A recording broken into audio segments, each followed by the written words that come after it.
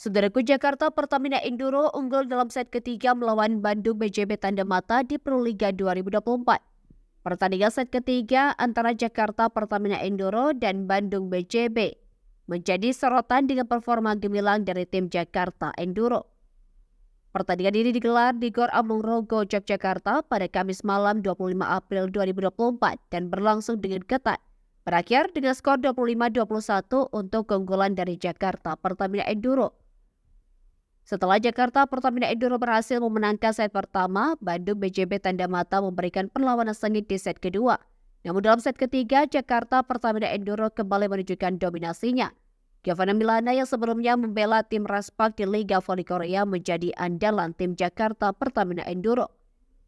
Meskipun demikian, Bandung BJB Tanda Mata tidak gentar dan memberikan perlawanan maksimal. Set ketiga dimulai dengan ketegangan yang tinggi, namun Jakarta Pertamina Enduro berhasil mengambil keunggulan awal dengan skor 3-2. Meskipun Bandung BJB Tanda Mata menampilkan kolaborasi yang solid, mereka kehilangan beberapa poin yang berharga. Polina Shemanova, pemain asing dari Amerika Serikat, menjadi kunci dalam mencuri poin untuk Jakarta Pertamina Enduro. Namun, Bandung BJB tidak menyerah begitu saja dan berhasil menyamakan kedudukan menjadi 16-16.